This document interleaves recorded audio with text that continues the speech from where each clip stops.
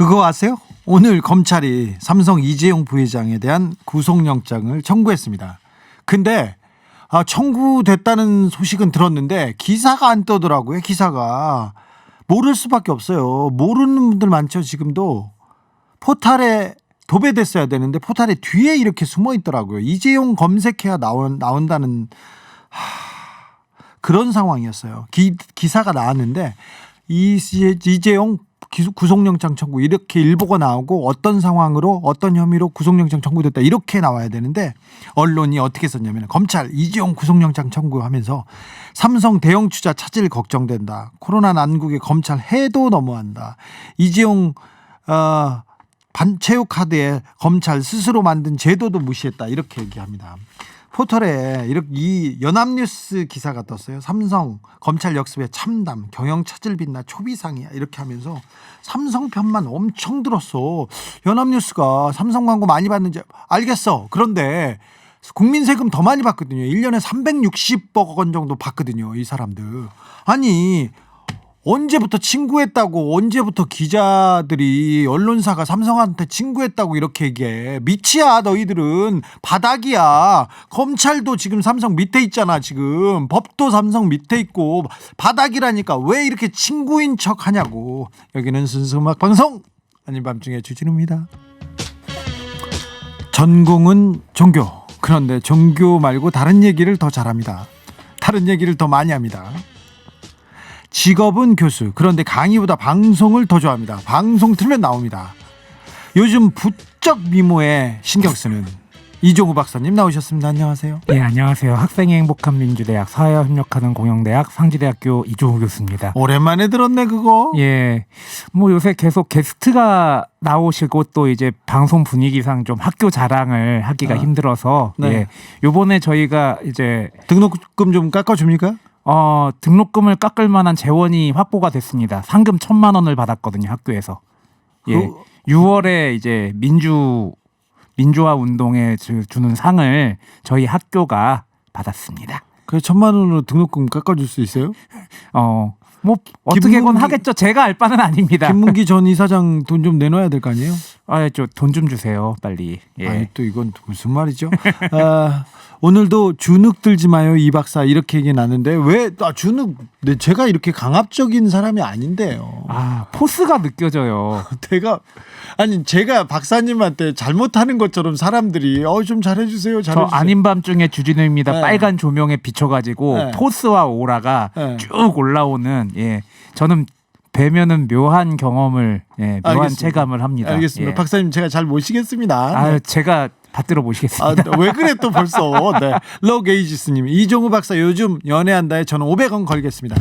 500원 저한테 주세요. 땡. 진짜 땡이야. 예. 이거 좋은 거 아니에요. 예, 아까 할머님의 절절한 목소리가 예. 아직도 기억에 남습니다. 그러게요. 너는 항상 젊을 줄 아니. 네. 예. 마키님이 주 기자님 삼성 얘기 너무 많이 하시면 다른 청취자들 건의 많이 들어올 거예요. 얘기 나오는데 뭐 어떻겠어요. 저는 그렇게 생겨 먹었는데 저는 삼성에 대해서 한마디 하는 사람도 있어야죠. 그러다 잘리면 어쩔 수 없죠 뭐. 그러다 계속 잘려왔어요. 아니 뭐 저도 학교에 불만이 있는 거에 대해서 얘기를 하다가 한번 면직당한 적이 있는데. 그러세요? 예. 면직됐다 다시 복직이 되는 그런 역사가 있었습니다. 아무튼 지금은 어디에서 제가 주진우 라이브나 아밤주에서 삼성 얘기를 하는 것 자체가 정말 어떻게 보면 언론의 이정표예요.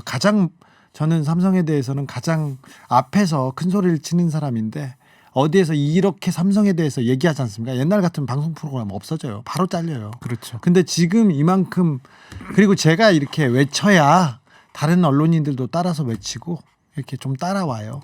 제가 많이 가야 돼. 좀 받아 적어줬으면 좋겠어요, 언론사가. 그런 거까지는 아니고. 자, 박사님 얼마 전에 조선일보 염치 없다고 이런 얘기를 많이 하셨다고 하는데요. 무슨 내용이죠? 저요? 네. 예. 조선일보 염치 없죠. 예. 네. 염치가 하루 이틀 없었던 건 아닌데 그러니까 염치 없는 경우가 하도 많아가지고 제가 무슨 얘기를 어떻게 해야 될지 모르겠는데 네. 갑자기 들어오셔가지고 네. 선거 부정과 관련된 이야기, 네. 그런 얘기를 하려고 그러는데 뭐 민경욱 의원을 필두로 해가지고 지금 이번 21대 국회의원 선거가 뭐 선거 부정이 있었다는 얘기를 계속 하고 있지 않습니까? 예. 근데 진짜 선거 부정이 뭔지 모르는 것 같아요. 아, 그래요? 예. 그래서 자, 들어봅시다. 관에서 선거에 개입한 사례를 예. 또 최근에 한참 문제가 되고 있는 것들과 합쳐서 예. 한 3가지 정도 가지고 왔습니다. 네, 들어보죠. 예. 첫 번째 사건은 총풍 사건입니다. 아, 이거 총풍 중요했죠. 아, 이거 예. 총풍입니다. 97년도였던가요? 예, 대통령 선거가 있었는데 그에 앞서서 당시 후보였던 한나라당의 이회창 후보 측의 지지율을 높이기 위해서 예. 3사람이 북한 측과 만나서 한마디로 휴전선 부근에서 총 한 번 쏴달라. 그렇죠. 이런 부탁을 했던 사건입니다. 돈을 주고 총 좀 쏴줘 선거 기간에 예. 그렇게 했죠. 예, 이게 근데 왜 선거 개입이냐? 네. 당시에 이 사건을 주도했다고 밝혀진 3사람 신분을 보겠습니다. 네. 예, 청와대 행정관 네. 오정은 씨, 네. 당시 진로그룹 고문이었고 사업가였던 한성기 씨, 그리고 장석중이라는 사람이 있었는데요. 이 장석중 같은 경우에는 뭐라는 사람인지 잘 안 나왔는데 1993년경부터 통일부의 승인을 받고 북한과 경제 교류를 했던 사업체가 있었습니다. 대우차이나라고. 이 사업을 경영했고요. 그리고 대북 관련 정보를 안기부에 제공했던 사람입니다. 네, 안기부 끈아풀리고 안기부하고 깊숙한 관계가 있던 사람이에요. 그러니까 청와대 사람, 안기부와 관련이 있는 사람, 사업가가 지금 북한 사람을 만난 거죠. 예, 이 사건이 발발한 이후에 그동안 많은 의혹이 있었거든요. 야, 대통령 선거 때마다 좀 북풍이 있는 거 아니냐. 걸핏하면은 선거 때만 되면 뭔가 북한과 관련된 이슈가 터지면서 우리가 좀 선거에 영향을 받는 것 같다라는 의혹이 있었는데 이게 그대로 밝혀져서 굉장히 큰 파장이 있었던 사건입니다. 그렇죠. 예. 네. 선거에 이기기 위해서 분단된 남북 관계의 안보 심리를 자극해서 보수 정당 후보의 지지율을 높이기 위한 수단으로 이용을 했다는. 선거에 유리하려고 북한에 돈 주고 총 쏴달라고 했다니까요. 총 쏴달라고. 진짜. 아니 뭐 그 외에도 북한을 계속해서 이용하는 모습은 나왔죠. 저기 선거 때마다 있었죠. 예, 그리고 이 아밤주에서 그리고 주진우 DJ가 굉장히 좋아하는 우리 각하께서도 예. 돈 좀 주고 이제 뭐 그런 일이 있었다고 하잖아요. 돈 주고 어떤 거? 예, 뭐 북한에다 돈더미 던졌는데 이걸 확 집어 던진. 아, 네, 예. 그렇게 얘기를 했죠. 예, 북한에서. 예, 그런 설이 있었. 예, 그 예. 북한 측에서 그렇게 주장한 주장했습니다. 적도 있었죠. 네. 예. 그리고 선거 때마다 북한 많이 이용했죠. 그래서 예. 국지전 많이 벌이기도 했어요, 실제로. 예. 그리고 이 총풍 사건 같은 경우에는 근데 다른 사건하고 좀 독특한 게 국내에서 주도한 겁니다. 국내에서. 예. 보통은 뭐 국내에서 주도한 것이 밝혀지지가 않았는데 요번에는 국내에서 주도하면서 북한까지 끌어들이려고 했기 때문에 파문이 굉장히 컸죠. 아, 이게 진짜 선거 개입이고 진짜 말도 안 되는. 안기부가 이런 짓 했죠. 네. 청와대가 이런 짓 했고. 이제 안전을 기획해야 되는 안전기획부가 국가의 안전을 기획한 게 아니라 특정한 정치 세력이 다시 집권할 수 있는 것을 기획한 아주 희대의 사건입니다. 네. 잠깐 노래 듣고 다른 선거 부정 파헤치도록 하겠습니다. 이 박사님과 함께 백지영입니다. 총 맞은 것처럼. 총 맞은 것처럼 0217님 그런 공작이 통하던 시대가 있었다는 게 참 국민들을 바보로 알았던 거죠. 아니에요. 잘 통했어요. 언론이 있잖아요. 언론이 무조건 이렇게 만들어 놓고 뭐 긴장 고조시키고 야 북한이 있는데 공산당이 있는데 무슨 야당이야. 이거 잘 먹혔습니다. 많이 먹혔죠? 예, 많이 먹혔죠. 제가 지금 현재 야당 중에 자칭 보수정당이라고 이야기하는 사람들에 대해서 보수정당이라고 안 부르고 그냥 수구정당이라고 부르거든요. 나라의 안보를 지키고 나라의 정체성을 지키는 게 보수인데 자기네들의 집권을 위해서 이렇게 거침없이 국가의 권력을 이용하는 행태 그리고 국가의 안보를 위협에 빠뜨리는 행태를 했던 그런 시절이 있었다는 게 그리고 그런 정치 세력이 아직도 남아 있다는 게 참 뭐랄까 개탄스럽습니다. 네, 그렇습니다. 2239님 지금도 부정선거 얘기하는 민경욱 전 의원도 있잖아요. 근데 민경욱 전 의원이 그 부정선거를 얘기할 때마다 보수 유튜브나 아무튼 태극기 부대 같은 분들한테 엄청난 지지를 받습니다. 그렇죠. 저거 돈 됩니다. 지지 기반도 있고요. 잘 보세요. 지금요 조원진은 조원진 의원은 안 보여요. 예. 그렇죠? 예, 맞습니다. 민경욱만 보입니다. 예. 거기서 수익 창출하고 있습니다. 이게- 그러니까 나름대로 정치 활동이에요. 그리고 그런 사람들한테 호소하는 거니까 민경욱 의원의 정치 활동 저는 뭐 지지합니다. 열심히 하세요. 이렇게. 내가 뭐- 막는다고 안 할 것도 아니고. 뭐 수익을 창출하겠다는데 뭐 근데 예. 제가 항상 학생들한테 강조하는 게 있거든요. 어른으로서 자유가 있으면은 그 자유만큼의 책임이 주어진다. 자유에 대한 책임을 꼭 이제 불체포 특권도 없어지신 마당에 자유에 대한 책임 항상 염두에 두셨으면 좋겠어요. 아무튼 뭐 민경욱 의원이 열심히 하겠다는데 뭐 열심히 하는데 지켜보겠습니다. 네. 아무튼 민경욱 의원 지지하진 않지만 응원합니다. 네. 그 건강 챙기면서 열심히 하세요. 네. 다음 사건은요. 예, 다음 사건은 참 우리 역사에서 슬픈 사건이었죠. 칼 858기 폭파 사건을 가지고 왔습니다. 1987년이었어요. 예. 1987년 11월 20일에 승객 115명을 태우고 김포공항을 출발했던 대한항공 소속 칼 858기가 인도양 상공에서 방콕에서의 최후 교신을 끝으로 실종되는 사건이 발생합니다. 네. 근데 이 비행기 안에 노동자 93명, 승무원 20명, 외국인 2명이 타고 있었고 총 115명이 사망했습니다. 네. 예. 그리고 11월 30일 정부가 조사반을 현재 급파하고 뱅공을만 상공에서 공중 폭파됐을 가능성이 높다라는 것을 암시하는 발표를 했는데 이게 언제냐? 대통령 선거 보름 전이었습니다. 네. 그리고요. 예. 그리고 12월 1일에 사고 비행기에 한국 입국이 금지된 요주의 인물로 찍힌 일본인 2명이 탑승했다는 것이 밝혀지면서 수사가 급물살을 타는데요. 하찌야 신이치, 하찌야 마유미, 예, 그 마유미입니다. 김현희. 이들을 조사하니까 위조 여권을 썼다는 게 밝혀져 가지고 바레인 공항에서 잡히게 되는데 요때 독극물을 삼킵니다. 예. 그래서 하찌야 신이치 김승일은 사망했고요. 김현희는 극적으로 생존을 합니다. 근데 나중에 조사해 봤는데 독극물이 아예 없었어. 예. 마유미한테서 이렇게 독극물을 삼켜가지고 그 한국에 들어올 때 공항에서 비행기에서 내릴 때 입을 이렇게 막고 있잖아요. 독극물을 앰플을 씹어가지고 그걸 제지하다가 상처가 생겼고 그리고 그 다음에 자해하는 걸 막기 위해서 했다고 했는데 나중에 보니까 독극물 앰플 아니었어요. 예. 전혀. 제가 참 예전부터 독살이라든지 그런 거에 대해서 관심이 많아서 조사를 했는데 네. 제가 청산가리였대요. 그 앰플 안에 들어있는 게. 청산가리를 삼켰는데 살았다는 사람은 제가 김현희 처음 봤습니다. 네. 예. 청산가리 성분도 하나도 없었습니다. 그리고요. 예. 이때가 1987년이었잖아요. 네. 이제 다음 아닌 밤중에 현대사에서 6월 항쟁에 대해 이야기를 할 건데 당시에 6월 항쟁으로 대통령 직선제를 쟁취하고 대통령 선거에서 일로 삼김에 팽팽한 승부가 이어지고 있는 상황에서 이 사건은 국가의 안보 문제가 흔들리고 있다라는 그런 생각을 국민들에게 심어줘서 국민의 안보 의식을 자극하기에 충분했습니다. 거기에다가 88올림픽까지 열리는 상황에서 북한이 88올림픽을 방해하기 위해서 비행기를 터뜨렸다. 이렇게 되니까 국민들이 분노하고 그 분노는 어디로 표가 가느냐. 당시 군부 독재의 후신이었던 노태우에게 갈 수밖에 없었죠. 그때 혹시 주 기자께서는 관변 시위 같은 데 많이 가시고 그러셨습니까? 아니요. 그때 저는 시골에서 자라서 그런 건 없었어요.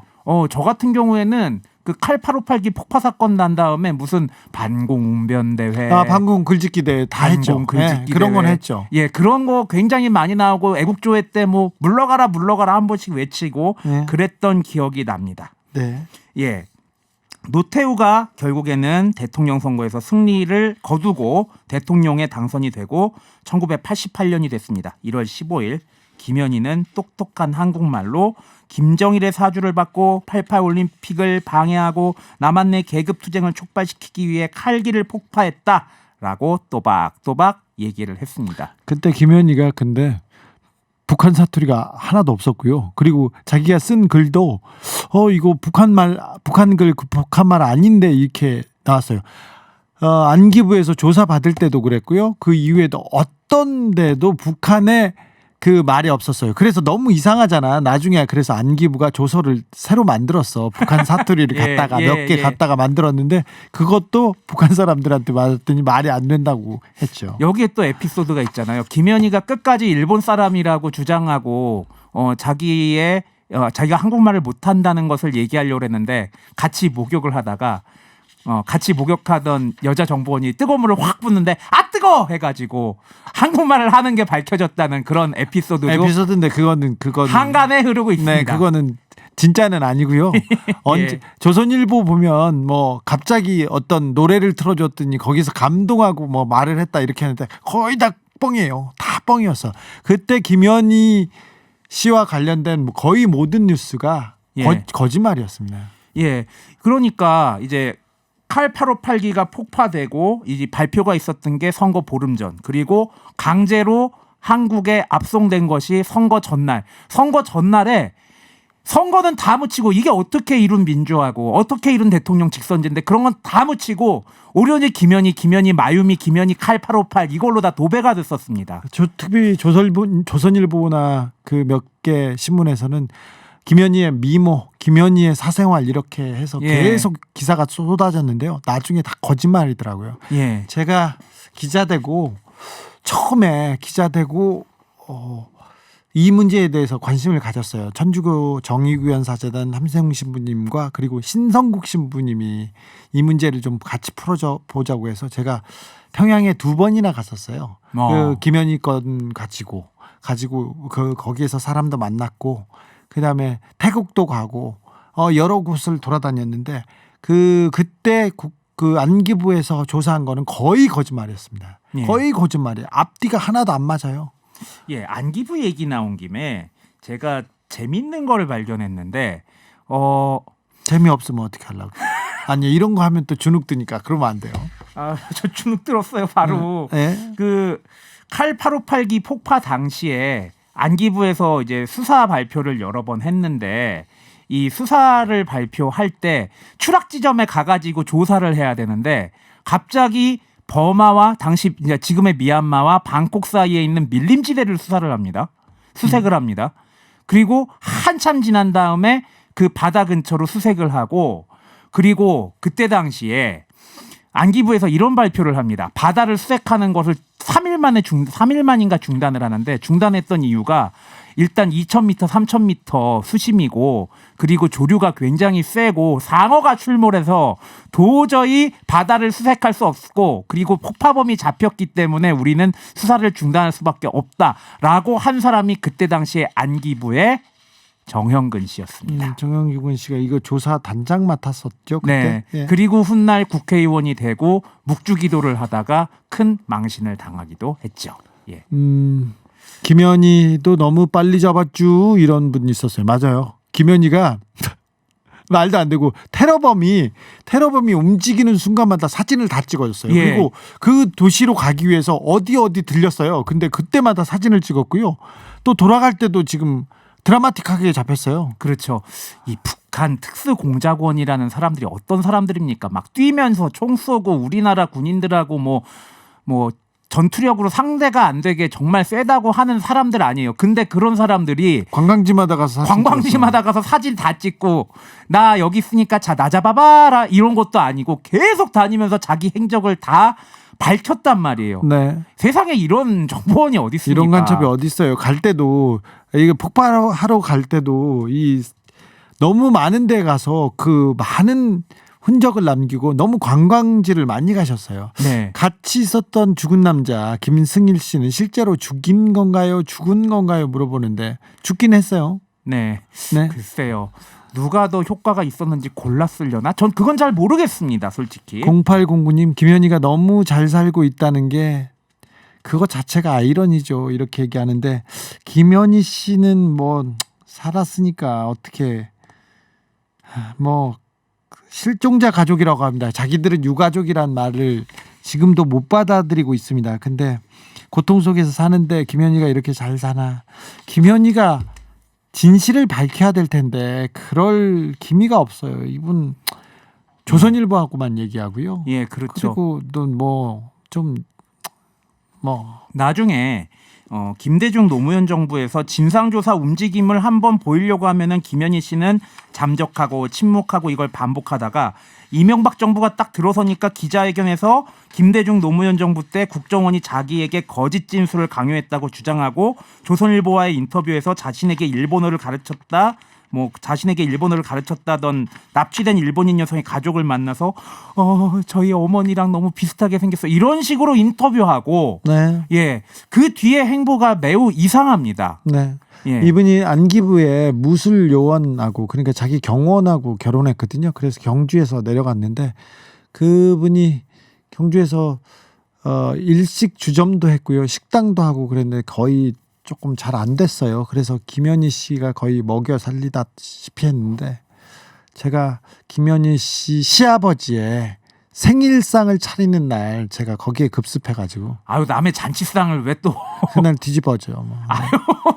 왜 그러셨어요? 자, 여기서 여러분들이 지금 계속 신청곡 나오기 시작했어요. 못 찾겠다 꾀꼬리 나왔고요. 빅뱅의 거짓말도 나왔어요. 그리고는 어떤 노래 나왔을 것 같아요? 우리 어떤 곡을 띄울 것 같아? 김호정 PD가 G.O.D 거짓말 나왔고요. 달이 진다. 선택한 곡은 김현희가 아니라 김현철입니다. 달의 몰라. 클라우디아 버니님이 요즘같이 SNS가 발달했으면 칼기 사건도 진작에 진실이 밝혀졌을 것을. 그러게요. 그때는 언론이 눈과 귀를 가려서 사람들이 다 그런 줄만 알았어요. 그것만 틀어주면 어떻게 선거 앞두고 비행기에서 어떤 젊은 아리따운 여자가 이렇게 내리는데 저 사람이 내가 테러리스트요 하고 있는데 당할 수밖에 없었죠. 깨어 있었으면 그때도 저게 이상하구나, 저게 문제가 있다, 깨어 있는 시민들이 있었으면 그 시민들을 향해서 언론인이 뛰었으면 달랐겠죠.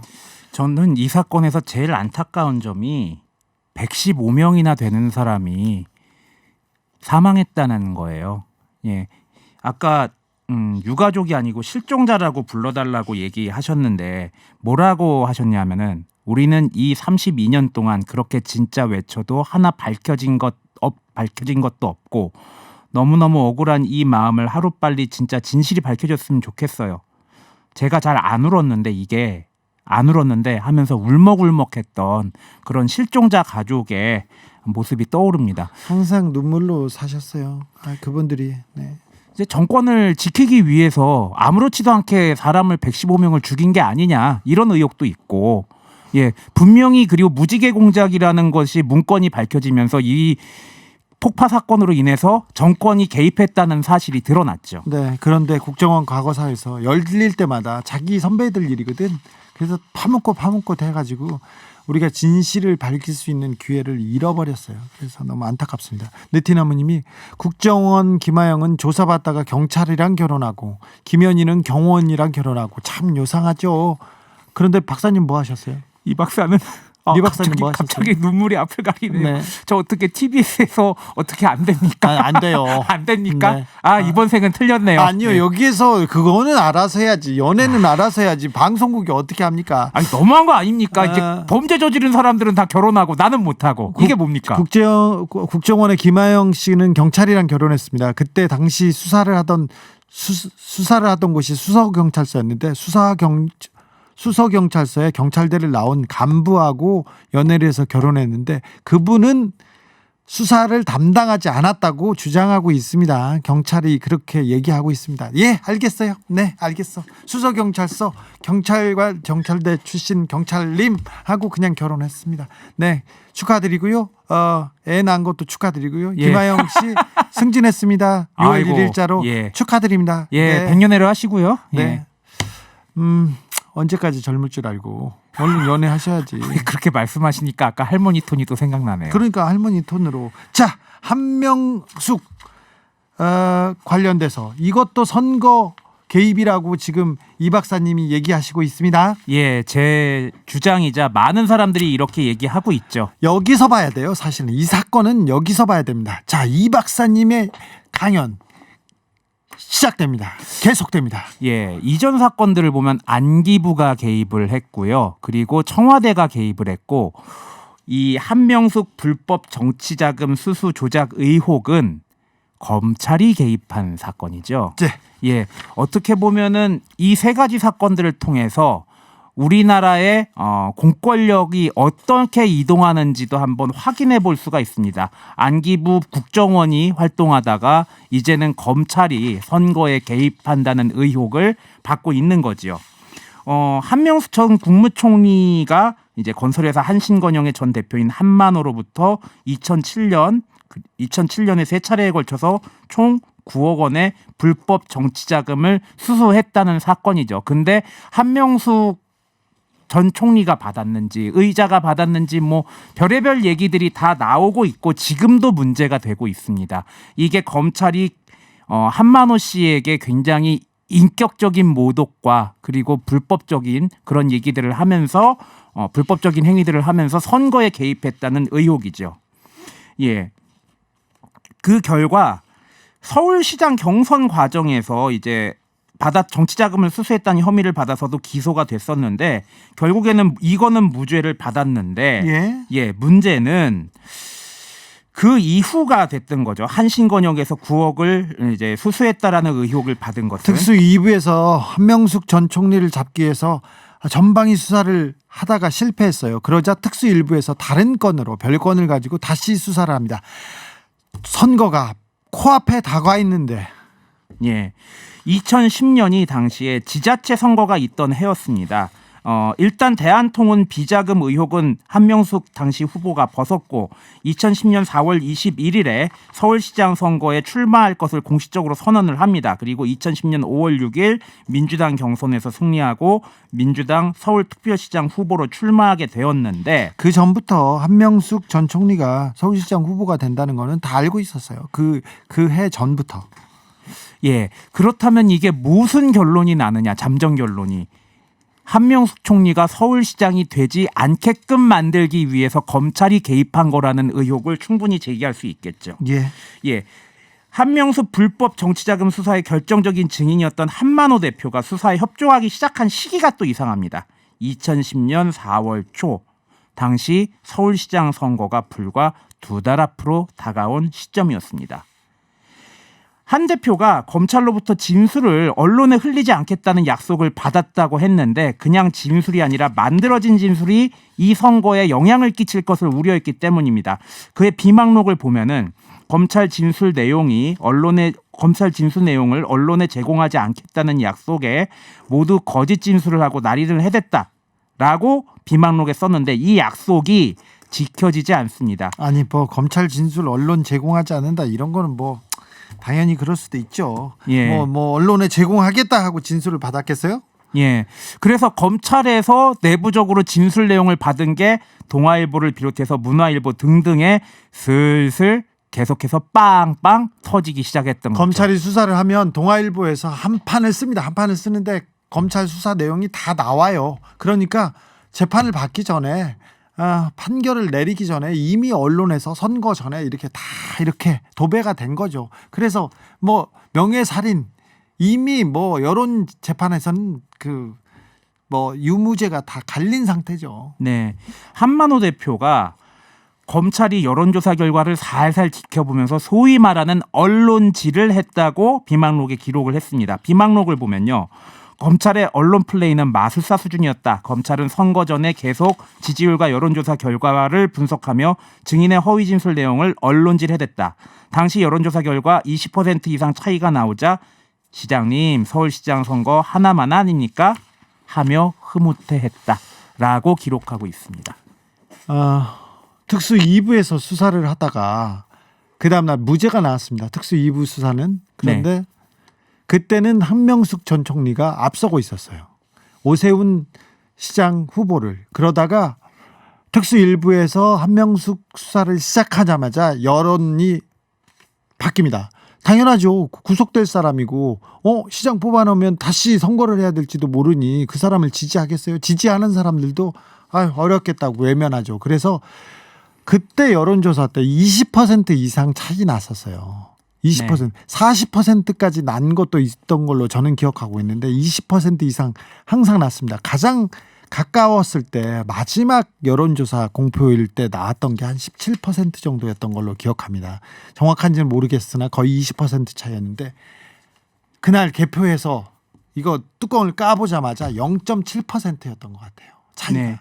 2010년 6월의 선거 결과는 한명숙 후보의 패배였는데 그 차이는 0.6%였고요. 0.6%.